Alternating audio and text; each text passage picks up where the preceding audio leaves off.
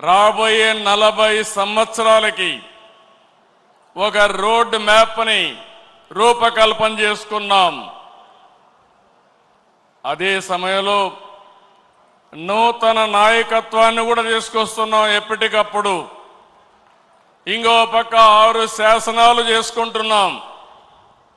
ఈ 3 కలిపి ముందుకు తీసుకుపోవాల్సిన బాధ్యత మనందరిది. ఎప్పుడు కూడా నాకు తెలుగు జాతి నెంబర్ 1. నా జీవితంలో తెలుగు జాతి కోసం మళ్ళీ అంటూ ఒక జన్మ ఉంటే తెలుగు గడ్డపైనే పుడతానని మరొక్కసారి మీ అందరికీ విజ్ఞప్తి చేస్తున్నా. అదే మారిగా ఈరోజు నా ఆలోచన, ఇది నెరవేర్చేది పార్టీ కార్యకర్త. అందుకే కార్యకర్తే అధినేత. మీరే నా హైకమాండ్ కూడా, మీరే సుప్రీం కూడా. ఇది పార్టీ సిద్ధాంతం అని మరొకసారి విజ్ఞప్తి చేస్తున్నాను. వేదిక పైనుండే నాయకులు కానీ మీరు కానీ అందరం గుర్తుపెట్టుకోవాల్సింది, పార్టీకి సాధారణ కార్యకర్త ఎప్పటికీ శాశ్వతంగా సుప్రీంగా ఉంటాడని చెప్పి కూడా నేను మీకు తెలియజేస్తున్నా. మామూలు విషయం కాదు.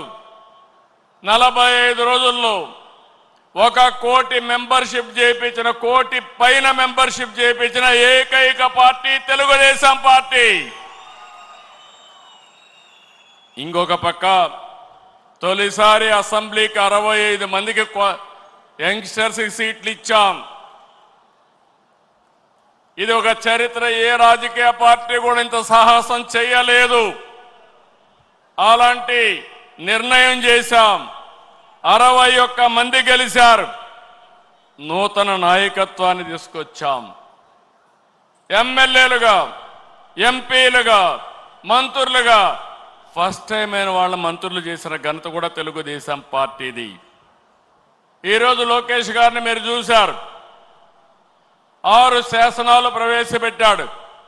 నేను మనస్ఫూర్తిగా అభినందిస్తున్నా. మామూలుగా పోయే ఈ మహానాడిని ఒక నూతనమైన దిశలో తీసుకెళ్లాలని 6 శాసనాలు ప్రవేశపెట్టాడు. అలాంటి లోకేష్ కూడా మీరు చూస్తే బాగా చదువుకున్నాడు. చదువుకొని వచ్చి ఆయనకుండే నాలెడ్జ్ని ఇక్కడ ఉపయోగిస్తూ, టెక్నాలజీ కానీ నాలెడ్జ్ని ఉపయోగిస్తూ ఒక నూతనమైన విధానానికి శ్రీకారం చుట్టాడు. ఇంకో పక్కన రామ్మోహన్ నాయుడు చూస్తున్నారు మీరు. నా మిత్రుడు ఎర్రంనాయుడు గారి కుమారుడు. కానీ ఈరోజు అతి చిన్న వయసులో కేంద్రంలో మంత్రిగా ఉండే వ్యక్తి రామ్మోహన్ నాయుడు అని చెప్పి నేను మీకు తెలియజేస్తున్నా. అదే మరి ఏ పార్టీ కూడా చెయ్యలేదు. ఒక సాధారణమైన కార్యకర్త కొడుకు వెంకట్రాజు, ఆయన్ని ఎమ్మెల్యేగా చేశాం. ఒక సాధారణమైన కార్యకర్త అప్పలనాయుడు ఒక ఎంపీగా చేశాం. మొన్నటి వరకు మీ దగ్గర కూర్చున్న వాళ్ళు ఇప్పుడు ఎమ్మెల్యేలుగా వేదిక మీదకి వచ్చారు. ఇది ఒక చరిత్ర. అంటే ఈరోజు మనం ఇక్కడికి వచ్చామంటే మనందరి మీద బాధ్యత పెరిగిందని చెప్పి కూడా నేను మీకు తెలియజేస్తున్నా. తెలుగుదేశం పార్టీ కొత్త తరహా అడ్మినిస్ట్రేషన్ కూడా శ్రీకారం చుట్టాం. ఒకప్పుడు పార్టీ గ్రామ శాఖ, మండల శాఖ, జిల్లా శాఖ, రాష్ట్ర శాఖ ఉంటే కొత్తగా ఎన్నికల్లో ప్రాధాన్యత ఇవ్వడానికి, బాధ్యత ఇవ్వడానికి క్లస్టర్, యూనిట్, బూత్, కేఎస్ఎస్ తీసుకొచ్చాం. ఎప్పటికప్పుడు ప్రజాభిప్రాయాన్ని తీసుకుంటున్నాం. ప్రజాభిప్రాయాన్ని తీసుకుని కార్యకర్తలు, ప్రజలు ఎవరిని మెచ్చితే వారికి పదవులు అప్పచెప్తున్నాం. ఇలాంటి కార్యక్రమాలతో మనం ముందుకు పోతున్నాం. నేను ఈ మహానాడులో మీ అందరికీ విజ్ఞప్తి చేస్తున్నా.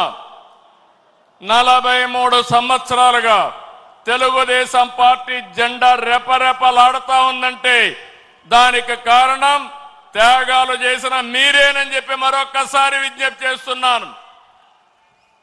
అందుకే 2025 మహానాడు కడప మహానాడు కార్యకర్తనే అధినేతగా సుప్రీంగా గౌరవించి భవిష్యత్తులో మీ యొక్క సంక్షేమం సాధికారత కోసం పనిచేస్తామని చెప్పి కూడా నేను మీకు తెలియజేస్తున్నా.